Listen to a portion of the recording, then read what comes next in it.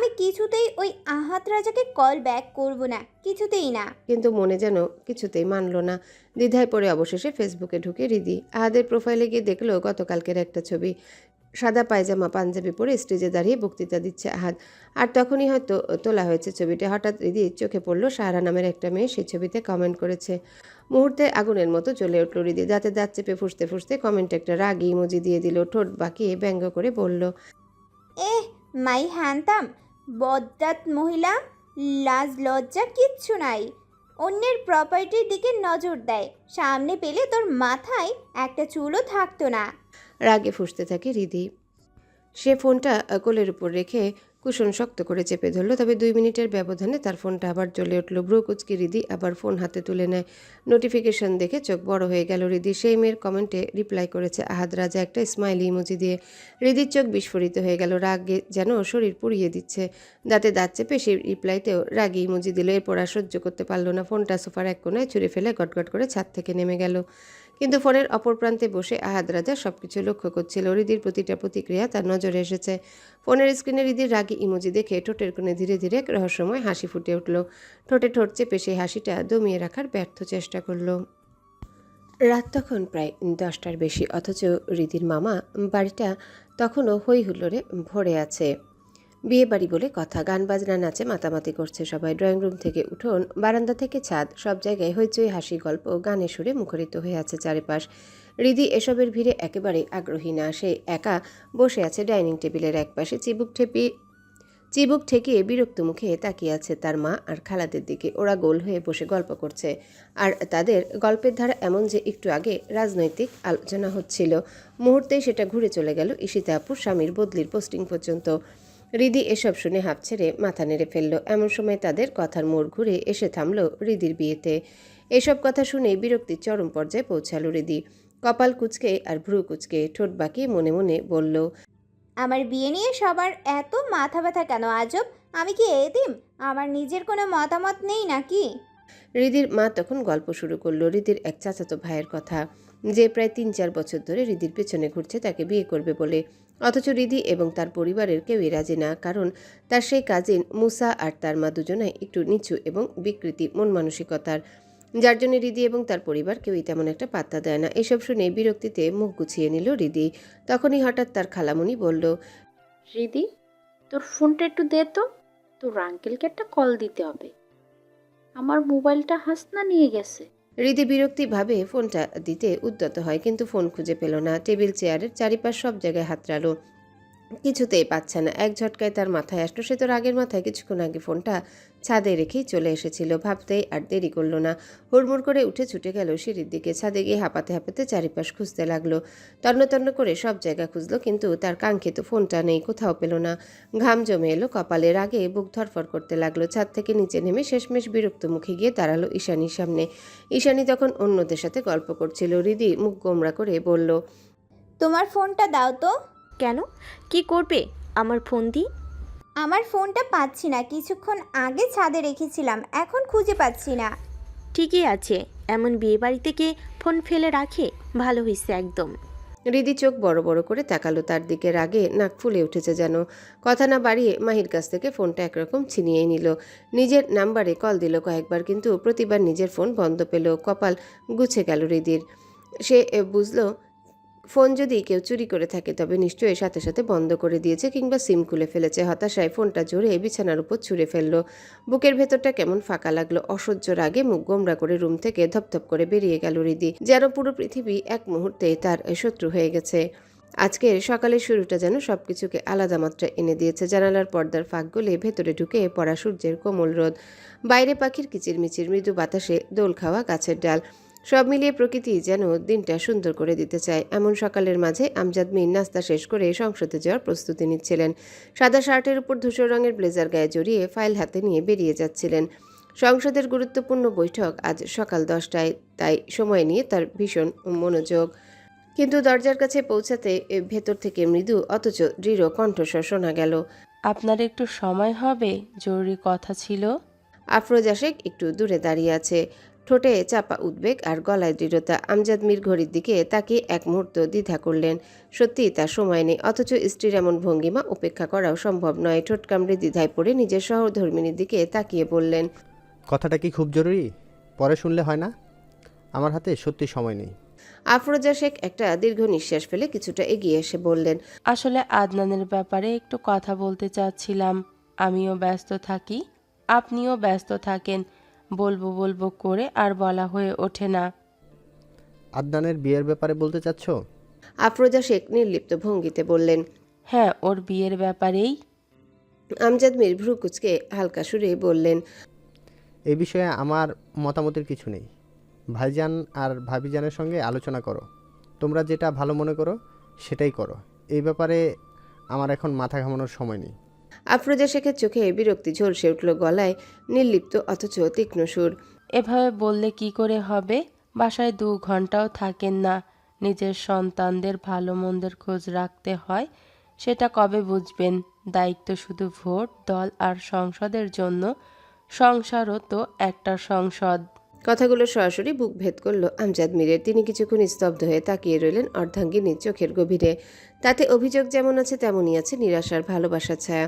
নিজের সহধর্মী নিজে ইনিয়ে বিনিয়ে নিজের কথাও বলেছে, সেটা বুঝতে আর বাকি নেই। তিনি এগিয়ে গিয়ে হালকা হাসি ফুটিয়ে দুহাত রাখলেন আফরোজা শেখের বাহুতে। আফরোজা শেখ খানিকটা কেঁপে উঠলেন সেই স্পর্শে। আমজাদ মীর সেই চোখের দিকে তাকিয়ে মৃদুস্বরে বললেন, শুধু নির্বাচন শেষ হওয়া পর্যন্ত অপেক্ষা করো, তারপর সব দায়িত্ব তোমার ছেলের কাঁধে দিয়ে সংসারে মন দেব। আমারও তো ইচ্ছে করে নিজের বউয়ের কোলে মাথা রেখে ঘুমাতে। আফরোজা শেখ কড়া দৃষ্টিতে স্বামীর দিকে এক ঝলক তাকান।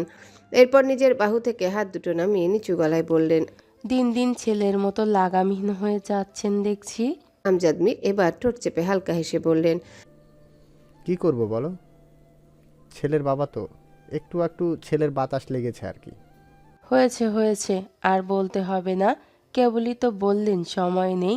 তবে এখন যাচ্ছেন না কেন? তার গলায় অভিমান, চোখে অনিচ্ছা। আমজাদ মীর আর কোনো কথা না বাড়িয়ে মৃদু হেসে এগিয়ে এলেন। চারিদিকে একবার কড়া নজরে তাকিয়ে হঠাৎ স্ত্রীর কপালে ঝট করে চুমু খেলেন। আফরোজা শেখ স্তব্ধ হয়ে রইলেন। তার ঠোঁটে অনুচ্চারিত অঝোর প্রশ্ন জমে গেল। আমজাদ মীর গটগট করে পা ফেলে বাইরে চলে গেল। আফরোজা শেখ কিছুক্ষণ নীরব দাঁড়িয়ে বাকরুদ্ধ হয়ে তাকিয়ে রইলেন সেদিকে। এরপর চারিদিকে একবার তাকিয়ে গলা খাঁকড়ে দিলেন। নিজেকে সামলে নিয়ে ব্যস্ততায় পা ফেলে নিজের ঘরের দিকে চলে গেলেন। এই দৃশ্যটা চোখে পড়ল আহিয়ার। আহিয়া সিঁড়ি বেয়ে ধীরে ধীরে নিচে নামছিল। তার চোখে মুখে ঘুমের ক্লান্তি আর হালকা উদাস ভাব। হঠাৎই অবচেতনভাবে নিজের বাবা মায়ের ঘনিষ্ঠ মুহূর্ত চোখে পড়ল। অনিচ্ছা সত্ত্বেও চোখ সরিয়ে নিতে চাইলেও পারল না। বুকের ভেতরে অদ্ভুত কাঁপুনি আর গলা জুড়ে গরম হাওয়া বইতে লাগলো। লজ্জায় অস্থির হয়ে করিডোরের একপাশে গ্রিলের কাছে বসে পড়ল। 2 হাত দিয়ে চোখ ঢেকে রাখলো, কিন্তু কৌতূহলে যেন আঙ্গুলের ফাঁক গলে পথ খুঁজে নিল। আবারও উকি দিতে মন চাইল। ঠিক তখনই পেছন থেকে ভেসে এলো এক ভারী পুরুষালী গলা। গলা খাঁকড়ির সেই শব্দে চমকে উঠল আহিয়া। চট করে ঘুরে দাঁড়াতে চোখে পড়ল আদনানকে। সিঁড়ির ধাপে দাঁড়িয়ে 2 হাত বুকের উপর জড়ো করে সরু চোখে তাকিয়ে আছে সে। চোখের ভেতর যেন একসাথে বিরক্তি আর কৌতূহল। আহিয়ার বুক ধরফর করতে লাগলো, গলা শুকিয়ে এলো। শুকনো একটা ঢোক গিলে বিড়বিড় করে বলল, আদনান ভাই। কি করছিস এখানে বসে? আহিয়া হকচকিয়ে গেল। হাতের আঙ্গুল ঘষতে ঘষতে আমতা আমতা করে উত্তর দিল। কই কিছু না তো। আদনান তীক্ষ্ণ দৃষ্টিতে তাকিয়ে থেকে ঠান্ডা গলায় বলল, কি ভাবছিস আমি এতটাই নির্বোধ যে বুঝবো না? মানে? আদনান আর কিছু না বলে হঠাৎ সামনের দিকে ঝুঁকে এলো। তার মুখের উষ্ণ নিঃশ্বাস এসে লাগলো আহিয়ার মুখের কাছে। আহিয়া তৎক্ষণাৎ সরে গেল কয়েক ইঞ্চি পিছনে, তবুও চোখ নামাতে পারল না। আদনান মুখটা কাছে নিয়ে ফিসফিস করে বলল, নিজের রোম্যান্স করার বয়সে লুকিয়ে লুকিয়ে নিজের বাবা মায়ের রোম্যান্স দেখছিস? কি? কথাটা বজ্রঘাতের মতোই লাগলো আহিয়ার কানে। বুকের ভেতর একসাথে লজ্জা, অপমান আর অচেনা অস্থিরতা জমে উঠল। মুখটা লালচে হয়ে গেল। চোখ নিচু করে রাখে তার গালে গরম আভা ছড়িয়ে পড়ল। আদনান এবার হাত বাড়িয়ে দিয়ে কড়া গলায় বলল। ওঠ। আহিয়া একটু নাটুকে ভঙ্গিতে পা ধরে বলল, আমার পা মচকে গিয়েছে, তাই বসেছিলাম, উঠতে পারবো না। আদনান মুখের ভাব মুহূর্তেই পাল্টে গেল। কঠোরতা মুছে চিন্তার রেখা ফুটে উঠল। দ্রুত নিচে বসে পড়ল আহিয়ার পায়ের কাছে। চোখে এক ধরনের আন্তরিকতা ফুটে উঠল। নরম স্বরে বলল, দেখি কি করে মচকে গেল। সে হাত বাড়িয়ে আহিয়ার পা ধরতে চাইল। আহিয়া শিহরে উঠল, দ্রুত পা সরিয়ে নিয়ে এক লাফে উঠে দাঁড়ালো। মুখে লজ্জার, শরীরে কেমন যেন ঠান্ডা শিহরণ ছড়িয়ে পড়ল। আদনান নিচে বসে রইল, দাঁত দিয়ে ঠোঁট চেপে ধরে তাকিয়ে রইল আহিয়ার দিকে। চোখে রাগের সঙ্গে অদ্ভুত এক আকর্ষণ লুকিয়ে আছে। মুহূর্তখানেক পর উঠে দাঁড়ালো, কিন্তু কিছু বলল না। আহিয়ার কাঁধ ছুঁয়ে হালকা ধাক্কা দিয়ে পাশ কাটিয়ে সিঁড়ি বেয়ে নিচে চলে গেল। ঠিক সেই সময় আহিয়ার বুক ধরফর করে উঠল, নিঃশ্বাস যেন থেমে গেছে। কাঁধে ছোঁয়ার মুহূর্তটা অদ্ভুত এক ঝড় তুলল তার শরীরে। আহিয়া ঘাড় কাত করে নিচে তাকালো, দেখলো আদনান ধীর পায়ে এগিয়ে যাচ্ছে। তার পিঠের দিকে তাকিয়ে থাকতে থাকতে বুকের ভেতর দম আটকে আসছিল। হঠাৎ পেছন থেকে হালিমা বেগমের ডাক ভেসে এলো, আদনান, নাস্তা করবে না? আদনান থেমে গিয়ে মাথা উঁচু করে তাকালো, চোখ সোজা গিয়ে আটকালো আহিয়ার চোখে। ঠোঁটে রহস্যময় বাঁকা হাসি টেনে বলল, না চাষি আম্মা, একটা ইমার্জেন্সি, দেরি হয়ে যাবে। এই বলে মাথা নেড়ে বাইরে বেরিয়ে চলে গেল। আহিয়া দাঁড়িয়ে রইল করিডোরে, বুকের ভেতর অস্থির কাঁপুনি নিয়ে। মনে হচ্ছিল তার গাল যেন আগুনে পুড়ে যাচ্ছে, মনটা এখনও এলোমেলো। আদনান যে দৃষ্টি আর রহস্যময় হাসি ফেলে গেছে তা তার বুকের ভেতর কেমন ধুকপুকানি তুলছিল। মাথা নিচু করে ভাবনার জগতে ডুবেছিল সে। হঠাৎই পেছন থেকে টোকা খেলো মাথায়। চমকে ঘুরে তাকাতেই চোখে পড়ল আদিলকে। চিরচেনা সেই ভঙ্গিতে দাঁড়িয়ে আছে, ঠোঁটের কোণে দুষ্টু হাসি ঝুলিয়ে। জিভ বের করে এক ভেঙচি মেরে বলল, এমন শাকচুনির মতো তাকিয়েছিস কেন? সকাল সকাল তোর এই প্যাঁচার মতো মুখ দেখার ইচ্ছে আমার নেই। আহিয়ার চোখ কটমট করে উঠল, দাঁত কিরমির করে বলল, আদিল্লার বাচ্চা। আমার বাচ্চা কাচ্চা নাই, মিথ্যা রটাবে না। রাগে টকবক করে উঠল আহিয়া, গলা চড়িয়ে ডাক দিল, চাচি আম্মা, তোমার ছেলেটা কিছু বলো। নিচে থেকে হালিমা বেগমের কড়া কণ্ঠ ভেসে এলো। আদি, জ্বালাস না, মার খাবি কিন্তু। আদিলও চেঁচিয়ে উত্তর দিল, আমি কিছু করি নাই আম্মু, এই শাকচুনি আমার উপর ভর করেছে। আদিল্লা। চিৎকার করে উঠে রাগে ফুঁসতে ফুঁসতে তেড়ে গেল আহিয়া। আদিল হা হা করে হেসে উল্টো দিকে দৌড় দিল। দুজনের ছোটাছুটি যেন পুরো করিডোরে হুলস্থুল ফেলে দিল। আদিল হঠাৎ পিছনের একটা বড় ফুলদানির সাথে ধাক্কা খেয়ে পড়ে যেতে নেয়। সামলে উঠতে না উঠতেই তার পকেট থেকে মেঝেতে ছিটকে পড়ল একটা সিগারেটের প্যাকেট। দুজনে একই সঙ্গে থমকে দাঁড়িয়ে রইল, চোখাচোখি হলো তাদের। এরপর মুহূর্তের মধ্যে আহিয়া ছুটে গিয়ে ছো মেরে প্যাকেটটা কুড়িয়ে নিল। ভ্রু উঁচু করে চোখ বড় বড় করে তাকিয়ে বলল, আদি, তুই স্মোক করিস? আদিলের গলা শুকিয়ে এলো। এক আঙ্গুল দিয়ে কপাল চুলকে আমতামতা করে বলল, আরে না, মাথা খারাপ, এটা আমার এক ফ্রেন্ডের। আমাকে বোকা বানানো এত সহজ না। আমি এখনই চাচি আমাকে বলে দিব। এই কথা শুনেই আদিল আতকে উঠল। নিচে ডাইনিং টেবিলে ব্যস্ত হয়ে কিছু গুছাচ্ছিল হালিমা বেগম। ওদিকে চোখ পড়ে যেতেই আদিল তড়িঘড়ি করে দৌড়ে এসে আহিয়ার হাত চেপে ধরে অসহায় গলায় বলল, না না, আম্মুকে কিছু বলিস না, আমি না তোর ভাই? তুই বোন হয়ে নিজের ভাইয়ের এত বড় সর্বনাশ করতে পারিস না। বোন আমার, লক্ষ্মী বোন তুই আমার। এখন থেকে তোকে আর জ্বালাবো না, প্রমিস। আহিয়া বিরক্ত মুখে আদিলের হাতটা ঝটকা মেরে সরিয়ে দিয়ে বলল, এই শর্ত, একদম পাম দিবি না আমারে। আমি তোকে ভালো করেই চিনি। আদিল কাকুতি মিনতি করে আবারও বলল, না সত্যি বলছি, তোর দিব্যি। এই বলে সে আহিয়ার মাথায় হাত রাখতে গেল। আহিয়া দ্রুত মাথা সরিয়ে নিয়ে কড়া গলায় বলল, খবরদার আদি, আমার মাথায় হাত রেখে মিথ্যা দিব্যি খাবি না। সত্যি? আচ্ছা, ঠিক আছে, এখন থেকে তুই যা বলবি আমি আমি তাই করব। তুই শুধু শুধু ওইটা দিয়ে দে।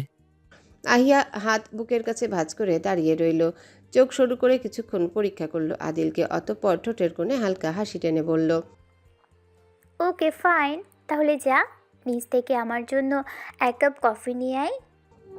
আদিল মাথা ঝাঁকিয়ে বলল, আচ্ছা আচ্ছা, তোর কফি লাগবে তো, তাই তো, এখনই দিচ্ছি। এই বলে সে নিচের দিকে তাকিয়ে ডাক দিল, ঋতু, আহিয়ার কফিটা দিয়ে যা। আহিয়ার সাথে সাথে ঘুরে দাঁড়ালো, দৃঢ় কণ্ঠে বলল, আমি ঋতুকে না, তোকে বলেছিলাম। ঠিক আছে, সমস্যা নেই, আমি এখনই চাচি আম্মাকে এটা দেখাবো। কথা শেষ না হতে আদিল দৌড়ে গিয়ে তার পথ আটকালো। হাঁপাতে হাঁপাতে হাত জোর করে বলল, ফাইন, ঠিক আছে, আমি নিজে নিয়ে আসি, প্লিজ আমাকে কিছু বলিস না। একটা দীর্ঘ নিঃশ্বাস ফেলে কপাল চাপড় দিল সে। তারপর অনিচ্ছায় সিঁড়ি বেয়ে নিচে নামতে লাগলো। উপরে দাঁড়িয়ে আহিয়া ঠোঁট বাঁকিয়ে এক বাঁকা বিজয়ের হাসি দিল। হাতে শক্ত করে চেপে রাখা সিগারেটের প্যাকেটটা ঘুরাতে ঘুরাতে ধীর পায়ে নিজের রুমের দিকে চলে গেল। আজকে তানিশার বিয়ের দিন। রিদিতার মামার বাড়িতে সকাল থেকে একরকম হুল্লোড় লেগে আছে। চারিপাশে শুধু আত্মীয় স্বজন, অতিথিদের গমগমে ভিড়।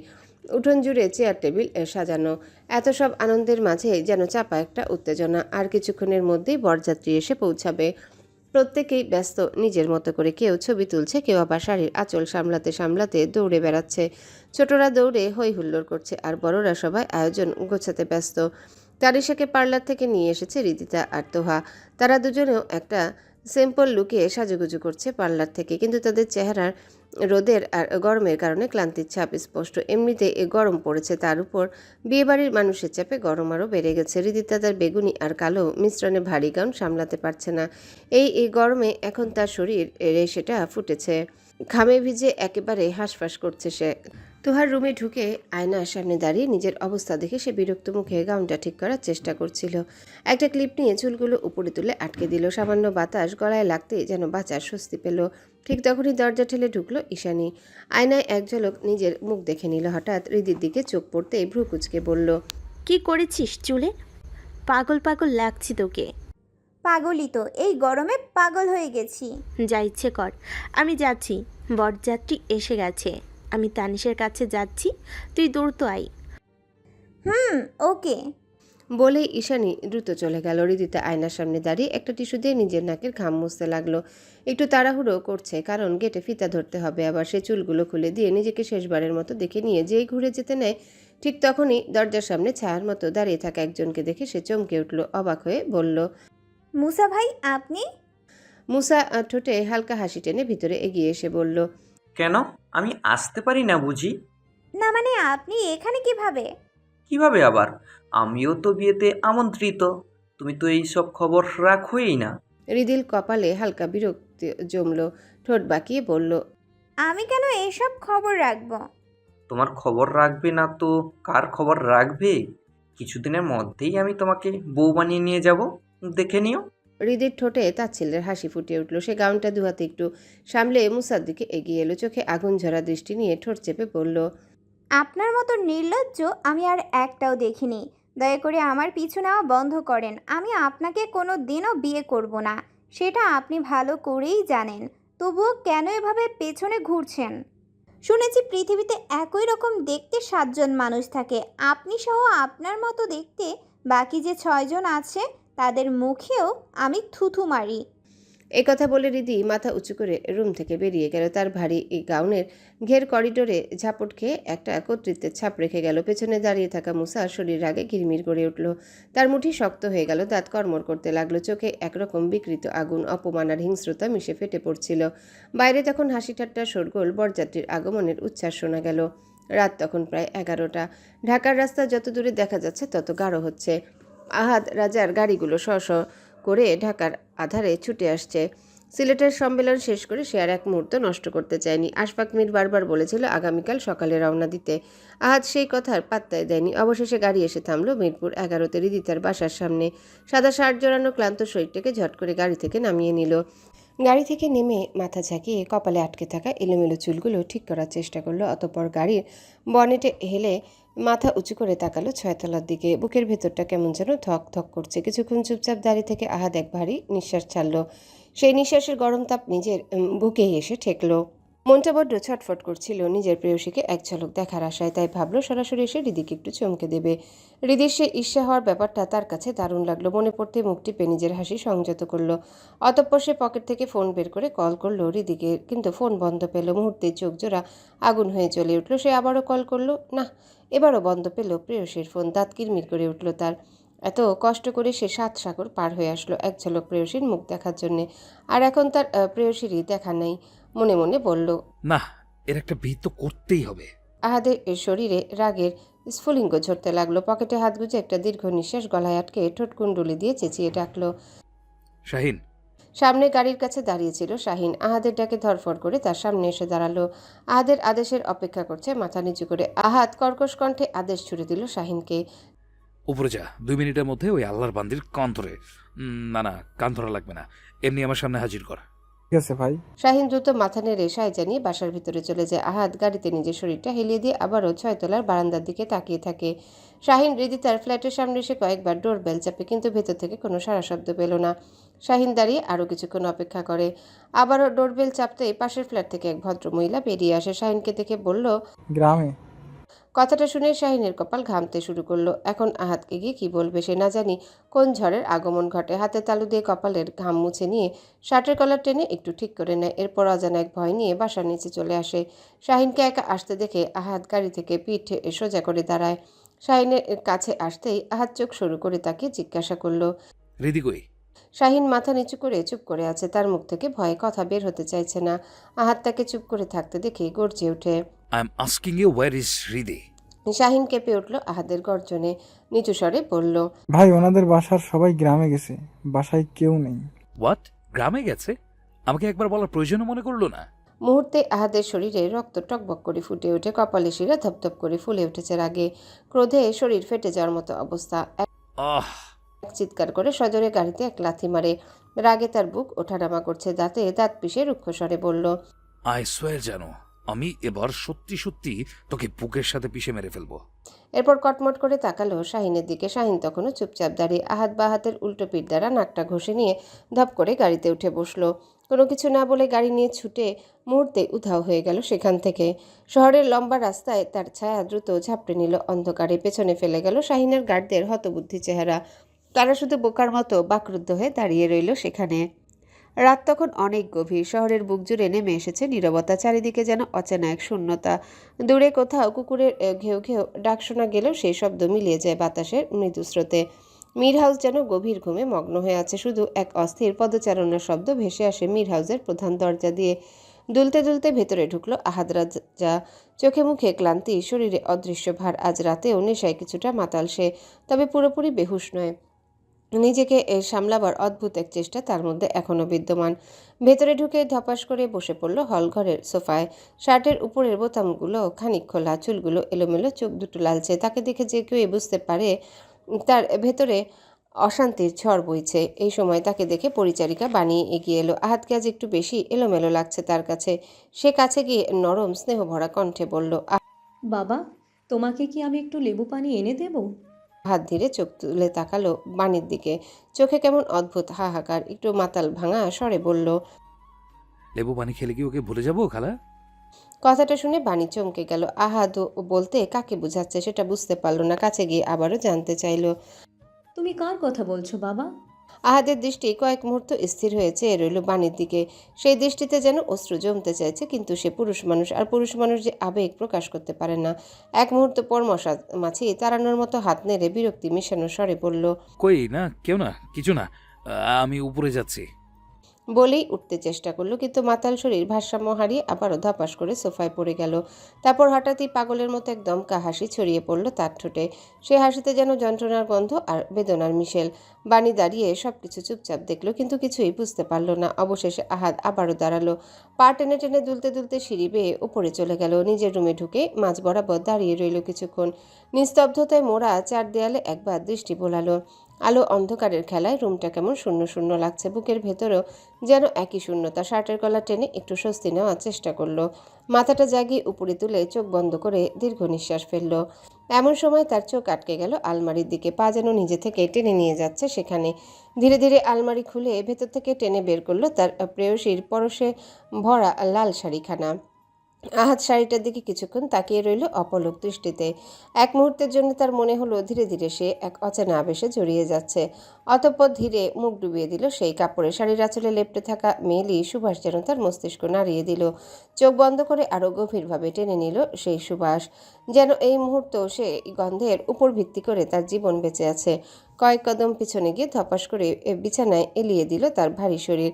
শাড়িটাকে মুখে চেপে ধরে আধো মাতাল কণ্ঠে বিড়বিড় করে উঠল, লাল শাড়িতে তুমি দাও অগ্নি ঝলক, তোমায় না পেলে বুকে বাড়ে শূন্য কলক, তীব্র চাওয়ার জলে আমার হৃদয় প্রহর, প্রেয়সী তুমি ছাড়া বিধ্বস্ত এই অন্তর।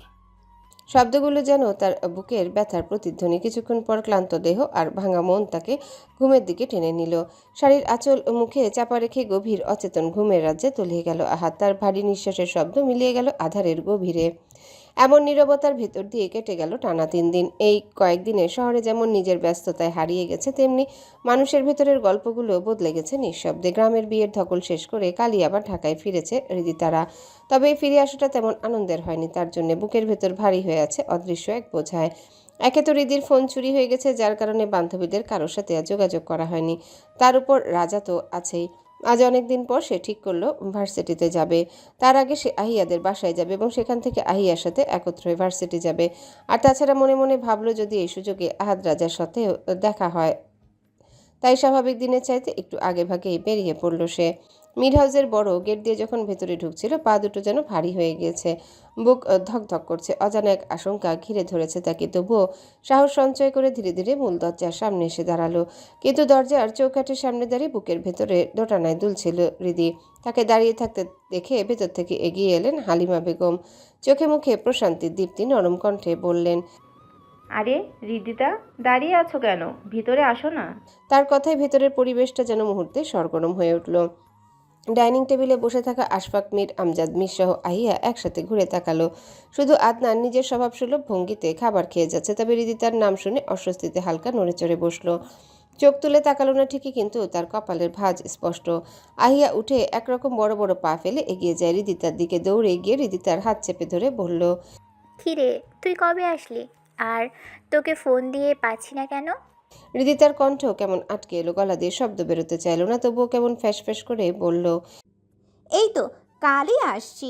আমার ফোন চুরি হয়ে গেছে, তাই কারোর সাথে যোগাযোগ রাখতে পারি নাই। উপরে চল, তোর সাথে কথা আছে।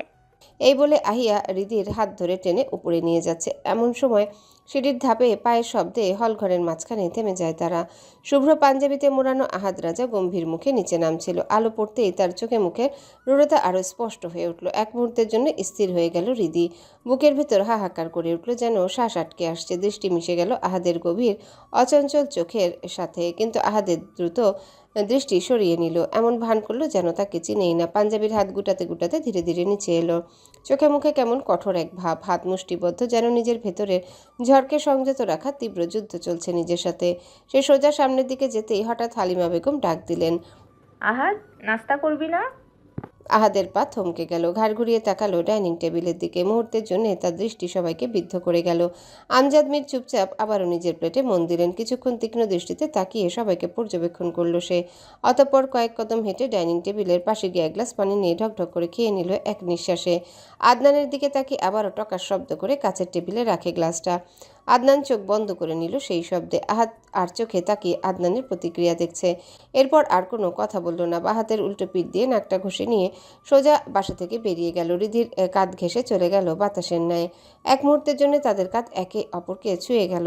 সেই ছোঁয়ায় যেন হৃদির বুকের ভেতর বজ্রপাত হলো। সে ভেবেছিল আহাদ এখনই বিস্ফোরিত হবে, কিন্তু না, তাকে একরাশ ভাবনা পিছনে ফেলে রেখে চলে গেল আহাদ। হৃদি তখনও পাথরের মূর্তির মতো দাঁড়িয়ে আহাদের চলে যাওয়া পিঠের দিকে তাকিয়ে রইল। বুকের ভেতরে অচেনা এক চিনচিনে ব্যথা ছড়িয়ে পড়ল। সে কাপা হাতেই বুকে চেপে ধরল, যেন নিজের ব্যথাটাকে সামলাতে চাইছে। আর এসব কিছু কড়া নজরে বন্দি করেছে আহিয়া। হৃদির হাত শক্ত করে ধরে আবারও টেনে উপরে নিয়ে যাচ্ছিল, কিন্তু মাঝপথে হঠাৎ করে আদিল লাফি লাফি সিঁড়ি দিয়ে নিচে নেমে এলো। হৃদিকে দেখে একগাল হাসি ছড়িয়ে দিয়ে হাত নেড়ে বলল, এই বিউটি। হাই।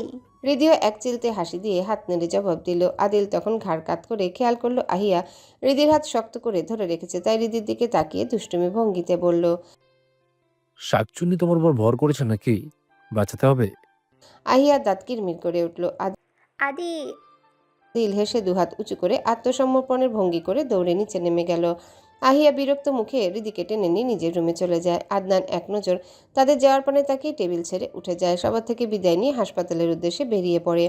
আহিয়ার রুমের জানালার পর্দা অর্ধেক টানা, মৃদু বাতাসে হালকা নড়ছে। আহিয়া নিজের রুমে এসে হৃদিকে বিছানার উপর বসিয়ে তীক্ষ্ণ চোখে তাকিয়ে আছে তার দিকে। হৃদি একটু অস্বস্তিতে নড়ে চড়ে বসে, ঠোঁট কামড়ে আমতা আমতা করে বলল, এভাবে তাকিয়ে আছিস কেন? আদি, কেন তাকিয়ে আছি বুঝতে পারছিস না? হৃদি বুঝতে পারছে আহিয়া তাকিয়ে আছে কেন, তাই কিছু বলল না। শুধু চোখ নামিয়ে আঙ্গুলে ব্যাগের ফিতাটা কসলাচ্ছে অবচেতনভাবে। আহিয়ার ভেতর যেন আগুন জ্বলছিল। এক ঝটকায় হৃদির হাত থেকে ব্যাগটা টেনে নিয়ে তীক্ষ্ণ কণ্ঠে বলল, আমি কিছু জিজ্ঞেস করছি রিদি। আমি কি বলবো? আহিয়ার চোখ যেন আরো বিস্ফোরিত হলো। ধীরে ধীরে হৃদির দিকে ঝুঁকে নিচু কিন্তু ধারালো কণ্ঠে বলল, কি বলবি মানে? আমি বিশ্বাসই করতে পারছি না তুই ভাইয়াকে কি করে ভালোবাসতে পারিস। হৃদি হঠাৎ চমকে তাকালো।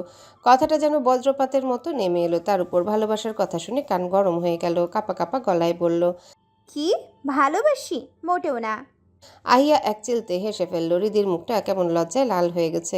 মুখে না বললেও তার চেহারায় সেটা স্পষ্ট হয়ে উঠেছে। আহিয়া চোখ শুরু করে বলল, হৃদির একদম লুকাবি না, সব জানি আমি। তুই আর ভাইয়া, আমার এখনো বিশ্বাস হচ্ছে না। বুকের ভেতরটা কেমন শূন্য হয়ে গেল। সে চোখ সরিয়ে নিয়ে চুপচাপ জানালার দিকে তাকিয়ে রইল দূরে কোথাও, কিন্তু ঘরের ভেতর অদ্ভুত এক নিস্তব্ধতা। কিছুক্ষণ পর দৃঢ় স্বরে বলল, বিশ্বাস না হওয়ার কি আছে আজব? আহিয়ার চোখে অবিশ্বাস আরও গাঢ় হলো। সে যেন প্রতিটা শব্দ কেটে কেটে বলল, তার মানে সব সত্যি? রিধি এবার কোনো অস্বীকার করলো না, শুধু চোখ নামিয়ে হালকা মাথা নাড়ল। চোখের ইশারায় বোঝালো হ্যাঁ সব সত্যি। সে আহাদকে সত্যিই ভালোবাসে। এক মুহূর্তে পরিবেশ আরও ভারী হয়ে গেল। মনে হলো ঘরের ভেতর বাতাস জমে গেছে। আহিয়া হতভম্ব হয়ে বসে পড়ল রিদির পাশে। কেমন যেন অচেনা লাগছিল রিদিকে। রিদি আর চোখে তাকালো। আহিয়ার মুখভঙ্গি বোঝার চেষ্টা করলো। সে কি খুশি হবে, নাকি রাগ করবে, নাকি তার জন্য কষ্ট পাবে, কিছুই বুঝতে পারল না। বিছানার উপর দুজন বসে আছে পাশাপাশি, কিন্তু তাদের মাঝে যেন বোঝাপড়ার অদৃশ্য একটা দেয়াল উঠে গেছে। নিস্তব্ধতার মধ্যে দিয়ে কেটে গেল সেই মুহূর্তটা। শুধু বাতাসে টের পাওয়া যাচ্ছিল তাদের বুকের ভেতরের অস্থির ধুকপুকানি। রাত তখন প্রায় ৩টা। শহরের ব্যস্ততা অনেক আগে নিভে গেছে, কিন্তু হৃদিতার ভেতরের অস্থিরতা যেন আরও বেড়ে উঠেছে। একটু স্বস্তি পাচ্ছিল না। বিছানায় শুয়ে সে এপাশ ওপাশ করছে, কিন্তু চোখের পাতা এক করতে পারছে না কিছুতেই। আজকে সারাদিন সে কতভাবে আহাদের সাথে দেখা করতে চেয়েছে, একটু কথা বলার অজুহাত খুঁজেছে, কিন্তু সেই সকালে এক ঝলক দেখেছিল, তারপর আর দেখা হয়নি তার।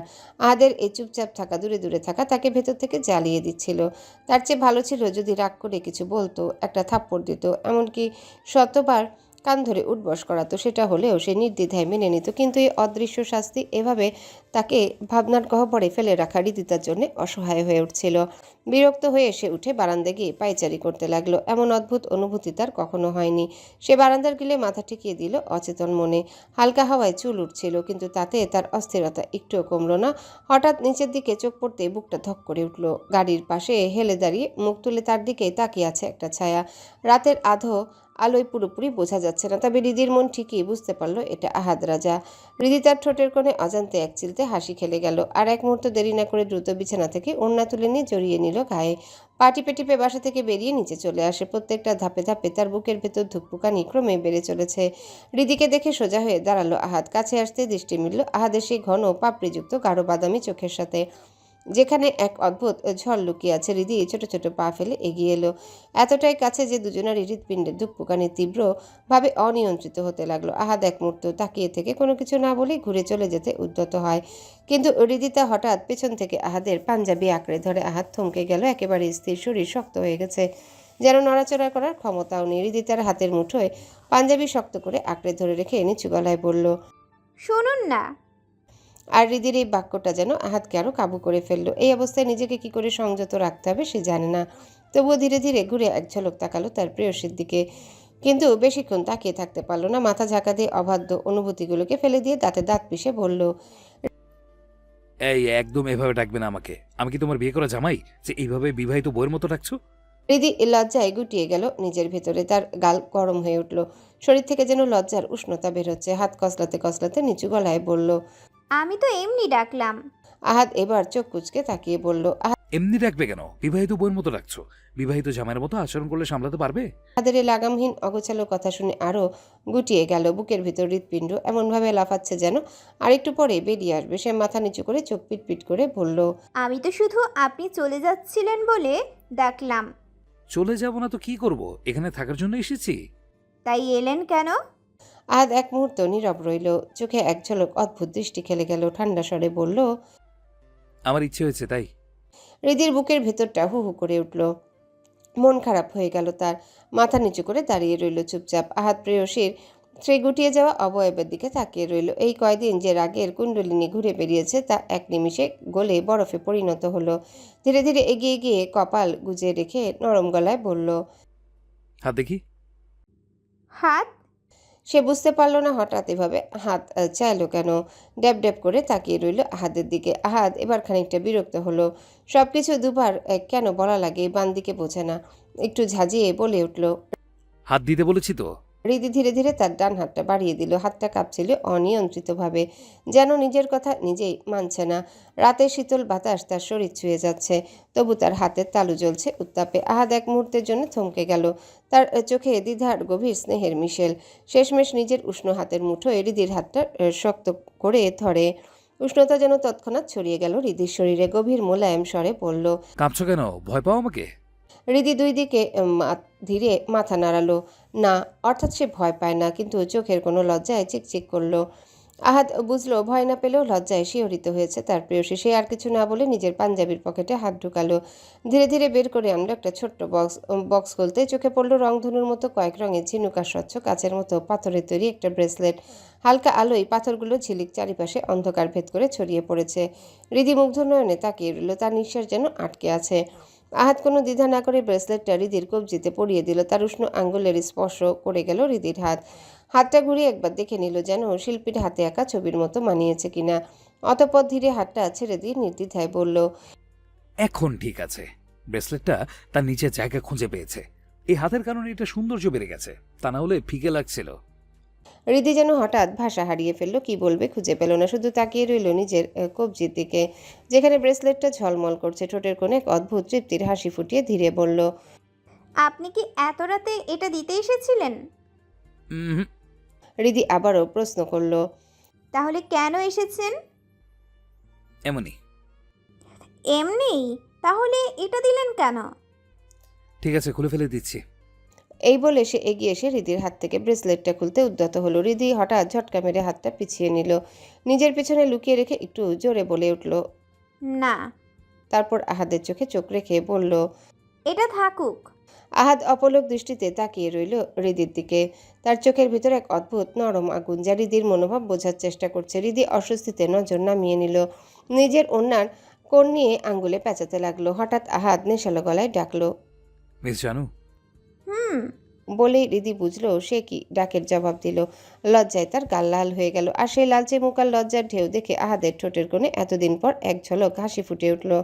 হৃদি মুহূর্তটা সামলাতে না পেরে ঘুরে চলে যেতে উদ্যত হলো। কয়েক কদম যেতে আহাদের এক গম্ভীর কণ্ঠস্বর ভেসে এলো, না বলে চলে যাওয়ার অভ্যাসটা গেল না।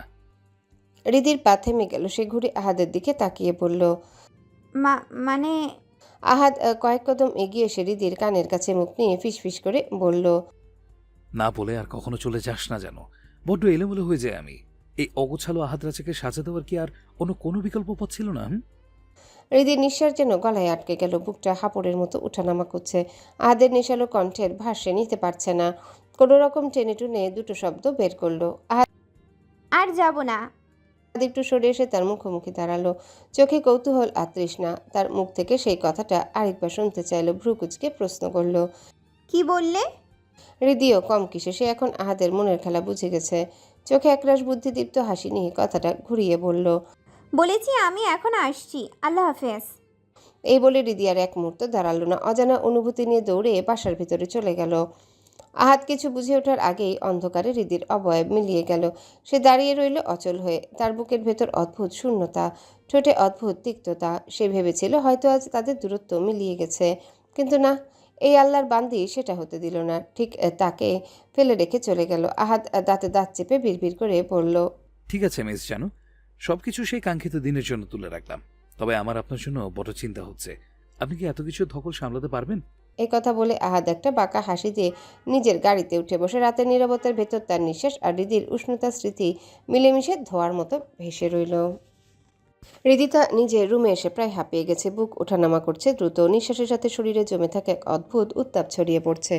আহাদের হাতের ছোঁয়া যেন এখনও তার গায়ে লেগে আছে। ত্বকের ভেতর কেমন যেন অদ্ভুত শিহরণ। নিজের ভিতরের এই অচেনা অনুভূতিকে সামলাতে না পেরে সে এক ঝটকায় দৌড়ে বারান্দার দিকে চলে গেল। বারান্দার লোহার গ্রিলে কপাল ঠেকিয়ে নিচে তাকাতেই দেখলো আহাদের গাড়িটা এখনও দাঁড়িয়ে আছে। রাস্তায় লাইট পোস্টের আলো মিলেমিশে আধো অন্ধকার একটা আবহ তৈরি করেছে। গাড়ির হেডলাইটগুলো শান্ত হয়ে আছে। হৃদি তাকাতেই গাড়িটা ধীরে ধীরে গতি নিল। অতঃপর অন্ধকারের ভেতরে মিলিয়ে গেল। মনে হলো তাকে এক ঝলক দেখার অপেক্ষাতেই ছিল এতক্ষণ। হৃদির ঠোঁটের কোণে একটুখানি হাসি ফুটে উঠল। এক অদ্ভুত প্রশান্তি ভর করলো তার ভেতরে। ধীরে ধীরে ঘরে ফিরে এসে ধুপাস করে বিছানায় শুয়ে পড়ল। নরম গদি যেন তাকে আপন করে টেনে নিল। হাতটা সামনে নিয়ে ঘুরিয়ে ফিরিয়ে দেখতে থাকে আহাদ রাজার পরিয়ে দেওয়া সেই রংধনুর মতো ঝিলিক ছড়ানো ঝকঝকে ব্রেসলেটটা। আঙ্গুল বুলিয়ে দিয়ে সেই হাতটা আবার বুকে চেপে ধরে রাখে, যেন বুকের গভীরে জমে থাকা উত্তাল ঢেউগুলো শান্ত হয়ে আসছে। এই তো কিছুক্ষণ আগেও সে ছটফট করছিল, অস্থির হচ্ছিল প্রতিটা মুহূর্তে। অথচ এখন মনে হচ্ছে বুকের ভেতরে এক অচেনা শান্তির সমুদ্র নেমে এসেছে। চোখ বন্ধ করতেই ঘুম তাকে টেনে নিয়ে গেল স্বপ্নের রাজ্যে। বাইরে দূরে কোথাও ফজরের আজান ভেসে এলো, কিন্তু হৃদি ততক্ষণে গভীর ঘুমে আচ্ছন্ন। আহিয়া সিঁড়ি বেয়ে একরকম দৌড়াতে দৌড়াতে নামছে। পায়ের শব্দ গম গম করছে মীর হাউসের ভেতরটা। আজকে কিভাবে দেরি হয়ে গেল বুঝতেই পারেনি। ডাইনিং টেবিলে এসে তাড়াহুড়ো করে একটা ব্রেড তুলে নিয়ে মুখে পুরে দিল। কাঠবিড়ালের মতো তার গালের ভেতর গোল হয়ে ফুলে উঠল। এক হাতে ব্যাগটা কাঁধে ঝুলিয়ে অন্য হাতে পানির বোতল নিয়ে বাইরে বেরিয়ে গেল। এমন সময় হঠাৎ করে সামনে থেকে আসা আদনানের সাথে ধাক্কা খেলো। আহিয়ার শরীর কাঁপতে কাঁপতে পেছনে হেলে গেল। তখনই আদনান তার দৃঢ় দু হাতে তাকে সামলে নিল। আতকে উঠে চোখ তুলে তাকাতেই স্থির হয়ে গেল আহিয়া। আশ্চর্যের শ্বাসরুদ্ধ শব্দ বের হলো আহিয়ার ঠোঁট থেকে। আদনান ভাই। মুখে খাবার থাকায় কথা অস্পষ্ট শোনালো। গালের ভেতর এখনো ফুলে আছে। তার মুখ থেকে যেন এক অদ্ভুত সরলতা ঝরে পড়ছে। আদনান থমকে দাঁড়িয়ে রইল। তার কালো গভীর চোখে এক ধরনের অস্থিরতা খেলা করছে, যে অস্থিরতা সে লুকিয়ে রাখতে চেয়েছিল বহুদিন। আজ যেন আর সামলাতে পারল না। বুকের ভিতরে জমে থাকা অগ্নিঝড় যেন জ্বলে উঠল এক মুহূর্তে। কবে বুঝবি বল? আমি আর সামলাতে পারছি না আহি। কথাগুলো মুখ ফসকে বেরিয়ে এলো। এতদিন বুকের ভেতর লুকানো গোপনে রাখা স্বীকারোক্তি এক নিমিষে ভেসে উঠল তার ঠোঁটে। আহিয়া স্তব্ধ, কানের ভেতর যেন গুঞ্জন করছে শব্দগুলো। কিন্তু এই কথার গভীরতা সে বুঝলো কিনা কে জানে। সে নিজেকে তাড়াতাড়ি ছাড়িয়ে নিল আদনানের কাছ থেকে। জিভ দিয়ে ঠোঁট সামান্য ভিজিয়ে নিয়ে বলল, সরি, আমি আপনাকে দেখতে পাইনি। আদনান ভ্রু কুচকালো। তার চোখে রাগ, অভিমান আর অস্থিরতা সব মিলেমিশে তীব্র হয়ে উঠেছে। আহিয়া তার চোখে সেই গভীরতা না বোঝার ভান করে দ্রুত প্রশ্ন ছুড়ে দিল, আদনান ভাই, আপনি না চলে গিয়েছিলেন, তাহলে আবার ফিরে এলেন যে? আদনান কিছুটা গম্ভীর কণ্ঠে জবাব দিল, আমার ওয়ালেট ফেলে ভুলে গিয়েছি, সেটা নিতে এসেছি। ও। আহিয়া মাথা নেড়ে ছোট্ট গলায় বলল। অতঃপর আর কিছু না বলে ঘুরে চলে যেতে নেয়। সেই সময় পিছন থেকে আদনানের কণ্ঠ থামিয়ে দিল তাকে। আহিয়ার পা থেমে গেল। মাথা ঘুরিয়ে উত্তর দিল। আদনানের চোখে তখন এক অদ্ভুত ঝড়। গম্ভীর গলায় বলল, গাড়িতে গিয়ে বস, আমি ওয়ালেট নিয়ে আসছি। আহিয়া হ্যাঁ না কিছুই বলল না, শুধু নীরবতায় ভরিয়ে রাখলো চারিপাশ। তার চোখে একরকম আতঙ্ক মিশ্রিত দ্বিধা খেলা করছে। দ্রুত সিঁড়ি বেয়ে উপরে উঠে গেল আদনান। বুকের ভিতর ধুক ধুক ধ্বনি বাজছে তার। কয়েক মিনিটের মধ্যে ওয়ালেট নিয়ে ফিরে এলো, কিন্তু নেমেই দেখলো আহিয়া নেই। তার বুকের ভিতর হাহাকার জেগে উঠল। মুখ শক্ত হয়ে গেল। দাঁত কিরমির করে হাত মুষ্টিবদ্ধ করে নিল।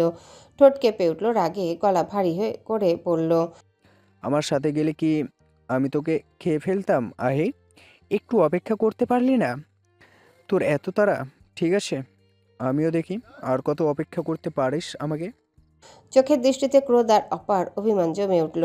আর কোনো কথা না বলে আদনান গাড়িতে উঠে বসলো। ইঞ্জিনের গর্জন ভেসে উঠল মীর হাউসের প্রাচীর কাঁপিয়ে। মুহূর্তের মধ্যেই তার সাদা গাড়িটা গেট পেরিয়ে উধাও হয়ে গেল। এদিকে সূর্যের আলো তখন অনেকটাই চড়ে গেছে। রোদের তাপও বেড়ে গেছে। এখন এপ্রিল মাস, তাই গরমও পড়ছে ভরপুর। তার উপর হৃদির মাথার উপর ফ্যানটাও চলছে না। হৃদির শরীর ঘেমে চিটচিটে হয়ে গেছে। ঘুমের ভেতরেই বিরক্তিতে কপাল কুঁচকে গেল। হঠাৎ করে বিছানায় হাত পা ছড়িয়ে দিয়ে অর্ধঘুমে চিৎকার করে উঠল, উফ, ফ্যান অফ করছে কে? বলেই দুই হাত দিয়ে চুল ঠিক করে উঠে বসে পড়ল। চোখ আধা বোঝা, বিরক্তিতে ঘুমড়ে উঠছে। কয়েক মুহূর্ত পর কোনো রকমে চোখ খুলে তাকায় দেয়াল ঘড়ির দিকে। সাথে সাথে চোখ বড় বড় হয়ে গেল। ঘড়ির কাঁটা তখন 9টা 20-এ দাঁড়িয়ে ঘুম জড়ানো কণ্ঠে বলে উঠল, হায় আল্লাহ, আজ তো শেষ। চমকে উঠে বিছানা ছেড়ে দৌড়ে ওয়াশরুমের দিকে ছুটল। ধুমধাম শব্দ হলো রুম জুড়ে। আধা ঘন্টার মধ্যে পুরোপুরি রেডি হয়ে গেল। গাঢ় নীল কুর্তি আর সাদা ওড়না গায়ে জড়িয়ে নিল। চুল দ্রুত ক্লিপ দিয়ে আটকে নিয়েছে। ব্যাগ কাঁধে ঝুলিয়ে রুম থেকে বেরিয়ে তাড়াহুড়ো করতে করতে ঈশানের দিকে রাগি চোখে তাকিয়ে বলল, আমাকে আর একটু আগে ডাকবে না? কত দেরি হয়ে গেল, এখন প্রথম ক্লাসটা মিস করলাম। ঈশানী টেবিলে বসে সবজি কাটছিল। হৃদির দিকে না তাকিয়ে ঠোঁট উল্টে উত্তর দিল, কতবার ডাকছি তোরে, মরার মতো ঘুমাইছিলি। যেই আম্মু টেকনিক খাটিয়ে ফ্যান অফ করে দিলাম, তারপরেই উঠেছিস। কথাটা শুনে হৃদি থম মেরে দাঁড়িয়ে রইল কিছুক্ষণ। চোখ ছোট ছোট করে তাকিয়ে গম্ভীর মুখে বোনকে দেখলো। গাল দুটো ফুলিয়ে রাগী ভঙ্গিতে ঠোঁট কামড়ে ধরল, কিন্তু কোনো উত্তর দিল না। এবার দরজাটা ঠাস করে বন্ধ করে বাসা থেকে বেরিয়ে গেল। বাইরে তখন তপ্ত রোদ ঝলমল করছে। কোলাহল মুখর রাস্তায় এসে একটা রিক্সা নিয়ে শহরের ভিড়ে ঢুকে গেল হৃদিতা। ক্লাস শেষ হতেই 4জন একসাথে হেঁটে এলো ক্যান্টিনের সামনে। আকাশে তখন রোদের ঝলকানি। তবে ক্যান্টিনের উঠোনে ছাতার নিচে রাখা গোল টেবিলগুলোয় বসার মতো পরিবেশ বেশ আরামদায়ক। হৃদি, আহিয়া, আনিকা আর নীলা অনেকদিন পর একসাথে হলো। যেন জমে থাকা গল্পের পাহাড় ভাঙার জন্য 4জনই প্রস্তুত। তারা ছাতার নিচে একটা টেবিলে বসতেই আনিকা শুরু করলো তার অঝোরো বকবক। আনিকার মুখে যেন ব্রেকই নেই। এর জন্য ক্লাসে 2বার বকাও খেতে হয়েছে তাদের, তবুও সে চুপ হয়নি। রিদিরা জানে আনিকা ছাড়া তাদের আড্ডা কখনো পূর্ণতা পায় না। তার মুখে যখন গল্প ঝরে বাকিদের শুধু শোনারই দায়িত্ব থাকে। এদিকে কখন থেকে নীলা গালফুলি চুপচাপ বসে আছে, না হাসছে না কথা বলছে। আহিয়া খেয়াল করলো বিষয়টা, হালকা ঝুঁকে এসে এক টোকা দিল নীলার কপালে।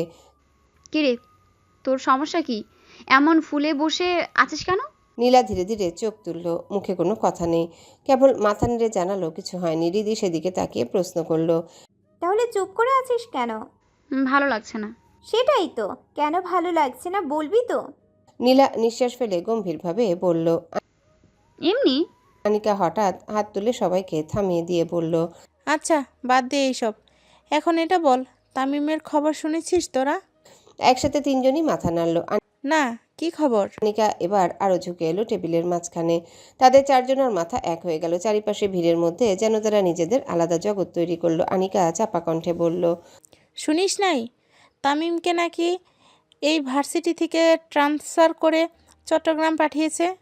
কথাটা শুনে রিদির বুকটা হালকা কেঁপে উঠল। টেবিলে বসার ভঙ্গি বদলে সোজা হয়ে বসলো। তামিমের বদলির পেছনে একটা অদৃশ্য হাত রয়েছে, তা না হলে পাবলিক বিশ্ববিদ্যালয়ের বদলি এত সহজ না। আর সেই হাতটা সে ভালো করে চেনে আহাদ রাজা। মুহূর্তে রিদির মনে অদ্ভুত এক শূন্যতা তৈরি হলো, মন খারাপ হলো তার। তবে একই সাথে তামিমের উপর রাগ হলো। সে তো তামিমকে শুধু বন্ধু ভেবেছিল, অথচ বন্ধুত্বের আড়ালে তামিমের এমন ভিন্ন নজর ছিল যা সে কল্পনাও করেনি। ভাবনার জগতে ডুবে থাকা রিদিকে দেখে আহিয়া কৌতূহল নিয়ে বলল, কিরে, কি এত ভাবছিস? রিদি ধীরে একটা দীর্ঘশ্বাস ছাড়ে বলল, শেক্সপিয়ার ঠিকই বলেছেন, একজন ছেলে কখনো একজন মেয়ের বন্ধু হতে পারে না। আমি তামিমকে বন্ধু ভাবলেও তার চোখে আমি ছিলাম অন্য কিছু, যা আমি কখনো কল্পনাও করতে পারিনি। আহিয়া মুখ টিপে হেসে বলল, এটাই স্বাভাবিক। আমার খাট্টাস ভাই যদি তোর প্রেমে পড়তে পারে, তাহলে তামিম কি জিনিস? কথাটা শুনে রিদির গাল হালকা লাল হয়ে উঠল। লজ্জায় মাথা নামিয়ে ফেলল সে। আনিকার আহিয়া একসাথে হো হো করে হেসে উঠল। তাদের হাসির শব্দে ক্যান্টিনের ভিড়ে কয়েকজন ঘুরে তাকালো অবাক হয়ে। ঠিক তখনই আনিকার চোখে পড়ল রিদির হাতে ঝলমল করা ব্রেসলেটটা। হাত বাড়িয়ে সেটা ধরে বলল। রিদির ঠোঁটের কোণে লাজুক একটা হাসি ফুটল। খুব শান্ত গলায় উত্তর দিল, গিফট পেয়েছি। আনিকা চোখ কুঁচকে তাকালো, কিন্তু আর কোনো প্রশ্ন করলো না। হয়তো বুঝতে পেরেছে কিছুটা। তাদের আড্ডা চলল আরও কিছুক্ষণ। অবশেষে যখন আড্ডা শেষের পথে, তখন পরিকল্পনা হলো একসাথে একটু শপিং করবে। আহিয়ার প্রস্তাবে বাকিরাও রাজি হলো। রিদি জানালো সে ফোন কিনবে। হাসি আর কোলাহলের মাঝে চারজনই উঠে ভার্সিটির গেট পেরিয়ে বেরিয়ে যায়। তবে শাহবাগের কাছাকাছি আসতেই পরিস্থিতি বদলে গেল। শহরের রং বদলে গিয়ে গভীর অচেনা হট্টগোল ধারণ করলো সবকিছু। চৌরাস্তায় নির্বাচনী প্রচারের ঢেউয়ে মিছিল সমাবেশ চলছে। সবকিছু মিলেমিশে এক বিশৃঙ্খলা তৈরি করছে। ঠিক তখনই হঠাৎ করে বিরোধী দলের কিছু গুপ্তচর ভিড়ে ঢুকে পড়লো, আর তারপরই শুরু হলো গোলাগুলি। রিদি আর তার বান্ধবীরা গাড়ি থেকে নেমে পড়লো। ড্রাইভার সামনে যেতে সাহস পাচ্ছে না, পিছনে বা সামনে কোথাও নিরাপদ নেই। চারিপাশের লোকজন চিৎকার করে ছোটাছুটি করতে শুরু করেছে। আক্রোশ আর ভয় সবকিছু মিলিয়ে শাহবাগ চত্বর এক অদ্ভুত অরাজকতা, যেন পুরো শহর কাঁপছে। উঁচু মঞ্চ থেকে অহরহ বক্তৃতা চালিয়ে যাচ্ছিল আহাদ রাজা। সে কণ্ঠে লাহান চেষ্টা, সবাইকে শান্ত রাখার আহ্বান জানাচ্ছে, কিন্তু পরিস্থিতি তার নিয়ন্ত্রণের বাইরে চলে গেছে। তার পাশেই রহস্যময়ভাবে দাঁড়িয়েছিল শাহিন, নাদিম, শাওন আর আহাদের ঘনিষ্ঠ নিরাপত্তা দল। আহাদের কানে হঠাৎ শাহিন ফিসফিস করে বলল, ভাই আপনার বোন আহিয়া আর ওনারা এখানে কি করছে? আহাদ ঝট করে ঘুরে তাকালো। চক্ষু জোড়া আতঙ্কে বড় হয়ে গেল। শাহিন চোখের ইশারায় রিদির দিকে মুখ করে দেখালো। চারজন গুটিসুটি হয়ে দাঁড়িয়ে আছে। ছোটাছুটির মোকাবেলা একে অপরকে ধরে রেখেছে। মাঝে মাঝে ভিড়ের ধাক্কায় একে অপরের কাছ থেকে সরে যাচ্ছিল। হঠাৎ একজনের ধাক্কায় আহিয়া রাস্তায় পড়ে যায়। হাতের কবজিতে লেগে কিছুটা কেটেও গেছে। ফিনকি দিয়ে রক্ত বেরিয়ে আসে। আনিকা রিদি তৎক্ষণাৎ ছুটে গিয়ে তাকে ধরে তুলল। আহাদের ঠোঁট শক্ত হয়ে গেল, চোখে অন্ধকার আর ক্রোধ। সে শাহিন ও নাদিমকে কঠোর কণ্ঠে আদেশ দিল, ওরা এখানে কি করছে? যত দ্রুত সম্ভব ওদের ওই ভিড় থেকে বের করে আন, কুইক। শাহিনের জবাবের ভেতরে কণ্ঠে দাঁড়ালো ভয় আর দায়বদ্ধতার টান। শাহিন গলা গম্ভীর করে বলল, কিন্তু ভাই আপনার কাছে থাকাটাও তো জরুরি। আপনাকে একা ফেলে আমরা কি করে যাব? আহাদ তীক্ষ্ণ চোখে তাকালো, গলার স্বর রুক্ষ করে বলল, শাহিন, আমি নিজেকে এবং নিজের জনগণের হেফাজত করতে পারবো। তুই শুধু আমার পরিবারকে হেফাজত কর। আমার জন্য এতটুকু করতে পারবি না? শাহিনের চোখে অদম্য প্রবল শক্তি। সাহস ভরে সে উত্তর করল, আপনার জন্য আমাদের জান কুরবান ভাই। আমরা আমাদের জীবন দিয়ে হলেও তাদের রক্ষা করব। এই কথা বলে শাহিন, নাদিম ও শাওন একসঙ্গে ছড়িয়ে পড়ল ভিড়ের মধ্যে। কিন্তু পরিস্থিতি মুহূর্তে হিংস্র রূপ নেয়। গাড়ি ভাঙচুর, কোথাও কোথাও আগুন ধরিয়ে দেওয়া হচ্ছে। ধোঁয়ায় চারিপাশ অন্ধকার হয়ে গেছে। সবাই একে অপরকে সামলে থাকার চেষ্টায় ব্যস্ত, কিন্তু অন্ধকার ও ধোঁয়ার কারণে কিছুই ঠিকঠাক দেখা যাচ্ছে না। লোকের চিৎকার আর প্লাস সব মিলিয়ে অশান্ত এক কোলাহল। রিধি ও তার বান্ধবীরা হাত ধরে রাখার চেষ্টা করছিল যেন ভিড়ের ভেতর তারা ছিন্ন না হয়, কিন্তু হঠাৎ এক ধাক্কায় রিধির হাত ছুটে যায়। ভিড়ের ঢেউয়ের সঙ্গে আলাদা হয়ে খানিকটা দূরে সরে যায়। আনিকা, আহিয়া ও নীলা একে অপরের দিকে তাকায়, হাত পা কাঁপছে তাদের। রিধিকে খুঁজতে লাগলো, ভয়ে তাদের সব পরিকল্পনা ছিন্ন হয়। কি করবে তারা কিছুই বুঝতে পারছে না। তারা ভাবতেই পারেন এখানে এসে এমন বিপদের সম্মুখীন হবে তারা। হঠাৎ করে কেউ একজন পাথর ছুঁড়ে মারে তাদের দিকে। শাহিন ঝট করে এসে আনিকাকে নিজের পিঠে ঢেকে আচ্ছাদন করে নেয়। আনিকা চিৎকার করে মুখ চেপে ধরে শাহিনের বুকে, আর সেই পাথর এসে আঘাত করে শাহিনের পিঠে। শাহিন ব্যথায় মুখ কুঁচকে নেয়, তবুও তাদের আড়াল করে রাখে নিজের শরীর দ্বারা। আনিকার বুক কেঁপে উঠল, ভয়ের সাথে অপরাধবোধও মিশে গেল, যেন সে তার অপরিণত সিদ্ধান্তের জন্য দায়ী। শাহিন বহু কষ্টে তার দিকে তাকিয়ে জিজ্ঞাসা করলো, আপনি ঠিক আছেন? আনিকা কেবল মাথা নেড়ে উত্তর দিল। কিছু বলার মতো পরিস্থিতি ছিল না তখন। শেষমেশ শাহিন অঙ্কুশহীন কষ্ট করে তাদের নিরাপদ পথে বের করে গাড়িতে তুলে দিল, যদিও তারা রিধিকে রেখে যেতে চাইছিল না। শাহিন বহু কষ্টে বুঝিয়ে শুনিয়ে তবে পাঠিয়েছে। এরপর রিধির খোঁজে তারা সর্বত্র ছুটে বেড়ায়, কিন্তু কোথাও রিধির চিহ্ন পেল না। সর্বশেষ ব্যর্থ হয়ে আহাদের কাছে ফিরে এসে মাথা নিচু করে দাঁড়ালো অপরাধীর মতো। আহাদ তাদের উপরে চোখ রেখে বুঝে নিল কিছু একটা ঘটেছে। তার কণ্ঠে চরম রাগ। সে ঝট করে আগুন ঝরা কণ্ঠে প্রশ্ন ছুড়ল, ওরা কোথায়? ওদের খুঁজে পেয়েছিস? শাহিন মাথা নিচু করে অপরাধী কণ্ঠে বলল, ভাই সবাইকে বাসায় পাঠিয়ে দিয়েছি, কিন্তু কিন্তু কি শাহিন? মিস রিদিতাকে খুঁজে পাইনি। আমার মনে হয় উনি বাসায়। কথা শেষ করার আগেই সপাটে এক থাপ্পড় এসে পড়ল শাহিনের গালে। থাপ্পড়টি এত জোরে ছিল যে শাহিন একদিকে ছিটকে গেল। গালে হাত রেখে সে ক্ষুদ্রতরভাবে দাঁড়িয়ে রইল, চোখে লজ্জা ও বেদনার মিলিঝুলি। নাদিম ও শাওন স্তব্ধভাবে ওর পাশে দাঁড়িয়ে রইল। আহাদের কণ্ঠ সিংহের মতো গর্জে ওঠে, তোদের এখনো মনে হয় সামান্য একটা কাজ ঠিকঠাক করতে পারিস না তোরা? কর্তব্য কোথাকার। আহাদ নিজের চুলগুলো টেনে ধরে দু হাত দিয়ে। চারিদিকে তাকিয়ে পরিস্থিতি বোঝার চেষ্টা করলো। বুকের ভেতর অজানা ভয় কাজ করছে। চোয়াল শক্ত করে দাঁতে দাঁত পিষে বলল, আই সোয়ার শাহিন, আমার পেশে যদি কিছু হয় তাহলে আমি তোকে সহ গোটা পৃথিবী জ্বালিয়ে দেব। অপার্থিব সেই হুঁশিয়ারি যেন মুহূর্তে চারিপাশ থমকে দিল। ধোয়ার ফাঁক ফাঁকরও যেন শব্দগুলো বিস্ফোরণের মতো ছড়িয়ে পড়ল। আহাদ রাজা নিজের পাঞ্জাবির হাতা গুটিয়ে নেয়। শরীর ঘামছে দরদর করে, যেন চারিদিকে উত্তেজনা ও গরম বাতাস তার শিরায় শিরায় প্রবাহিত হচ্ছে। কি করবে, কোথায় খুঁজবে তার প্রেয়সীকে? পরিস্থিতি হাতের বাইরে চলে যাচ্ছে। একজন ভবিষ্যৎ মন্ত্রী হিসেবে জনগণের দায়িত্ব তার কাঁধে, কিন্তু একই সাথে হৃদয়ের গহীনে এক ভয়ানক শূন্যতা চেপে বসেছে। তার প্রেয়সী কোথায়? সে ঠিক আছে তো? এক সেকেন্ডের জন্য চোখ বন্ধ করে নিল আহাদ। বুকের ভেতরে ভারী ঢাকের মতো বাজছে হৃদস্পন্দন। হঠাৎ করে কানে এলো এক কাঁপা কাঁপা কণ্ঠস্বর, যেন মৃত্যুর অন্ধকারে আলো জ্বলে উঠল। এই যে শুনছেন? আহাদের বুক ধক করে উঠল। তড়াক করে চোখ মেলে তাকাতে দেখলো সামনে দাঁড়িয়ে আছে রিদিতা। তার চোখ ম্লান, তবুও শরীর সুস্থ ও সবল মনে হচ্ছে। শাহিন, নাদিম, শাওনও ঘুরে তাকালো। তারা যেন প্রাণ ফিরে পেল এক মুহূর্তে। আহাদ এক সেকেন্ডও দেরি না করে এক লাফে নিচে নেমে এলো। রিদির সামনে এসে দাঁড়িয়ে বুক ভরে এক দীর্ঘ স্বস্তির নিঃশ্বাস নিল। তার খুব করে ইচ্ছে করছিল রিদিকে একটু বক্ষপিঞ্জরে জড়িয়ে নিতে, কিন্তু সেটা সম্ভব না। তার মুখোমুখি দাঁড়িয়ে শুকনো ঢোক গিলে সরল গলায় জিজ্ঞাসা করলো, মিস জানু, কোথায় ছিলে তুমি? তুমি ঠিক আছো তো? রিদি তার চোখ ছলছল করছে। মনে হলো যে কোনো সময় অশ্রু গড়িয়ে পড়বে। ঠোঁট ফুলিয়ে গলা কাঁপিয়ে সে বলল, আমি ঠিক আছি, কিন্তু আহিয়া আর আনিকা, নীলাদের খুঁজে পাচ্ছি না। আহাদের বুকটা কেমন করে উঠল। নরম স্বরে সান্ত্বনা দিল, এই রিল্যাক্স, আইয়ারা ঠিক আছে, ওদের আমি আগে বাসায় পাঠিয়ে দিয়েছি। কথাটা শুনে রিদি কিছুটা নিশ্চুপ হলো। তার অস্থিরতা যেন খানিকটা থেমে গেছে। সে লুকিয়ে হাত দিয়ে চোখের পানি মুছে নিল। তবে আহাদের চোখে সেটা এড়িয়ে গেল না। আহাদ সেদিকে গভীরভাবে তাকিয়ে থেকে বলল, এখানে কেন এসেছো তোমরা? এখন পরিস্থিতি খুব খারাপ, বাইরে আসার কি দরকার ছিল?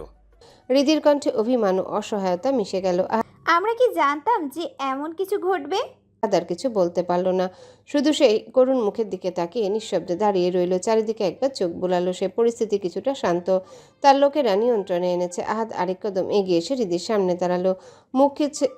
মুখ খুলে কিছু একটা বলবে, ঠিক তখনই হঠাৎ করে রিদি আতঙ্কিত চিৎকার করে উঠল, সরে যান! এক ধাক্কায় আহাদকে সরিয়ে দিল পাশে। আহাদ কিছু বুঝে ওঠার আগেই সামনে থেকে ছুটে আসা একটা বুলেট শো শো করে এসে রিদির গা ঘেঁষে গেল। সঙ্গে সঙ্গে ধপ করে লুটিয়ে পড়ল রিদিতা। আহাদের দুনিয়া থমকে গেল। পাথরের মূর্তির মতো স্তব্ধ হয়ে আছে। কয়েক মুহূর্ত সে শুধু স্থির হয়ে তাকিয়ে রইল সে নিস্তেজ মুখটার দিকে। এমন শক্তপোক্ত মানুষটারও হাঁটু কাঁপছে, বুক দুলছে। মুহূর্তেই শরীর থেকে সব শক্তি যেন হারিয়ে গেল। কাপা হাঁটু নিয়ে ধীরে ধীরে বসে পড়ল প্রেয়সীর মাথার কাছে। শাহিন আর গার্ডরা দ্রুত ঘিরে ফেলল চারিপাশ। আহাত কাপা কাপা হাতে রিদির মাথা তুলে নিল নিজের উরুর উপর। নিঃশ্বাস ভেঙে আসছে তার। এলোমেলো চুলগুলো সরিয়ে ভঙ্গুর কণ্ঠে ডাকলো, রিদি জানো, চোখ খোলো, একবার তাকাও আমার দিকে। এই তাকাও বলছি। আঙুলগুলো অস্বাভাবিকভাবে কাঁপছে তার। সে আবারও ডাকলো, এই আল্লাহর বান্দি, এই তাকাতে বলছি তো আমি, তাকাও না আমার দিকে। আমি কিন্তু দ্বিতীয়বার বলবো না রিদি। কোনো সাড়া নেই। আহাদের চোখে আগুন ঝরছে, কণ্ঠে জমে থাকা রাগ চিৎকার হয়ে বের হলো। জানো, তাকা বলছি। এবার কিন্তু থাপড়ায় চেহারা নকশা পাল্টাই দিব। আমার ধৈর্যের পরীক্ষা নিস না, তাকা আমার দিকে। আচ্ছা কিছু বলবো না, প্লিজ তাকাও না একবার। তখন শাহিন এসে আহাদের কাঁধে হাত রাখলো, নরম গলায় বলল, ভাই উনি ঠিক আছেন, জাস্ট অজ্ঞান হয়ে গেছে। এটা রাবার বুলেট ছিল, ওনার গা ঘেঁষে গেছে কিন্তু লাগে নাই। উনি আতঙ্কে জ্ঞান হারিয়েছে, চিন্তার কিছু নেই। আহাদের বুকের ভার কিছুটা নামলো, তবুও চোখে লেলিহান আগুন জ্বলছে। সে শক্ত করে রিদিকে কোলে তুলে নিল। দাঁত চেপে শাহিনের দিকে তাকিয়ে কাঠিন্য ভরা কণ্ঠে নির্দেশ দিল, শাহিন, তোরা এই দিকটা সামলা। চাচু কিছুক্ষণের মধ্যে আসবে। আমি ওকে নিয়ে হাসপাতালে যাচ্ছি। ও সুস্থ হলে আমি আবার ফিরবো। ততক্ষণ পর্যন্ত সব তোর হাতে। ঠিক আছে ভাই। শাহিন সম্মান জানিয়ে মাথা নত করলো। গার্ডরা দ্রুত আহাতকে ঘিরে রক্ষা বলয় তৈরি করলো। গুলির শব্দ, ধোঁয়ার গন্ধ পেছনে ফেলে তারা দ্রুত হাসপাতালের দিকে ছুটে যায়। হাসপাতালে পৌঁছাতে হুলস্থুল পড়ে গেল। ডাক্তার, নার্স, স্টাফ সবাই ছোটাছুটি করছে। সব শেষে প্রায় 1 ঘন্টা পর জ্ঞান ফিরল রিদির, কিন্তু ভয় এখনো কাটেনি। নিচের দিকে তাকিয়ে সে কখন থেকে ফুপিয়ে ফুপিয়ে কাঁদছে। আহাত চুপচাপ সামনের সোফায় বসে চিবুকে হাত রেখে দৃষ্টিতে তাকিয়ে আছে তার দিকে। ভেতরে ভেতরে সিদ্ধান্ত নিচ্ছে, না, আর কোনো রিস্ক নেওয়া যাবে না। নির্বাচন শেষ না হওয়া পর্যন্ত রিদিকে দূরে রাখতে হবে, তা না হলে শত্রুরা এবার সরাসরি তাকে টার্গেট করবে আর তার পজিশন ছিনিয়ে নিবে খুব সহজেই। এইসব ভাবনার মাঝে একজন নার্স এসে হাতে একটা প্রেসক্রিপশন ধরিয়ে গেল। আহাত কাগজটা টেবিলে রেখে ধীরে রিদির সামনে গিয়ে হাঁটু মুড়ে বসলো। রিদি চমকে তাকালো। নিজের সামনে আহাদ রাজাকে হাঁটু গেড়ে বসে থাকতে দেখে বুকের ভেতর কেমন যেন নড়ে উঠল। কান্না থেমে গেল তার। আহাত তার চোখের দিকে গভীরভাবে তাকিয়ে দৃঢ় কণ্ঠে বলল, এখনো ভয় পাচ্ছ? ভয় পাওয়ার কিচ্ছু নেই, আমি আছি তো, তোমার কিচ্ছু হবে না। রিদি প্যাচ প্যাচ করে নাক টেনে বলল, আমি তো ভেবেছিলাম ওরা আপনাকে গুলি করেছে। কি দরকার জীবনের এত ঝুঁকি নিয়ে এই রাজনীতির খেলায় নামার? আহাত তার দিকে মুগ্ধ দৃষ্টিতে তাকিয়ে রইল। চোখে ঝলসে উঠল প্রশ্রয়। সে স্পষ্ট বুঝতে পারল তার প্রেয়সী তাকে হারানোর ভয় করছে, অথচ সে খুশি হতে পারল না। কারণ সে জানে তার জীবনের প্রতিটা মুহূর্ত এখন ঝুঁকির। মৃত্যু হাতছানি দিচ্ছে, অথচ তাদের প্রেমের অধ্যায় এখনো শুরুই হয়নি। একটা ভারী নিঃশ্বাস ফেলে পকেট থেকে একটা সাদা রুমাল বের করে রিদির হাতে দিল। রিদি বিন্দুমাত্র দ্বিধা না করে নাক চেপে হ্যাত হ্যাত করে পরিষ্কার করলো। আহাত মুখ কুচকে তাকালো তার দিকে। রিদি হাস্যকর ভঙ্গিতে আবার রুমালটা এগিয়ে দিল আহাতের দিকে। আহাত 1 আঙ্গুল দিয়ে ঠেলে রিদির হাতটা সরিয়ে হালকা কৃত্রিম হাসি দিয়ে বলল, এটা তোমার কাছে রাখো, তোমার প্রয়োজন আছে এটার। রিদি আবার রুমালটা নাকে চেপে শব্দ করলো। রিদির এমন কাণ্ডে আহাত মুখে হাত রেখে ঠোঁটে ঠোঁট চেপে হেসে উঠল। ঠিক তখনই দরজার ফাঁক দিয়ে এই মিষ্টি মুহূর্তটা আদনানের চোখে স্পষ্ট ধরা দিল। সে এমার্জেন্সি ওয়ার্ডের দিকে যাচ্ছিল, কিন্তু কেবিনের খোলা দরজা দিয়ে ভেতরের দৃশ্য অবচেতনভাবে চোখে পড়ল তার। ভেতর বুঝলো রিদি আর আহাদের সম্পর্কটা কোন দিকে যাচ্ছে। একটু থেমে তীক্ষ্ণ চোখে পর্যবেক্ষণ করলো সবকিছু। তারপর ঠোঁটে বাঁকা হাসি টেনে ফোন বের করে কল করলো। ওপাশে আফরোজা শেখের কণ্ঠ ভেসে আসতে আদনান ঠান্ডা অথচ দৃঢ় স্বরে বলল, ছোট আম্মা, আমি আপনার প্রস্তাবে রাজি। আপনি বিয়ের ব্যবস্থা করতে পারেন।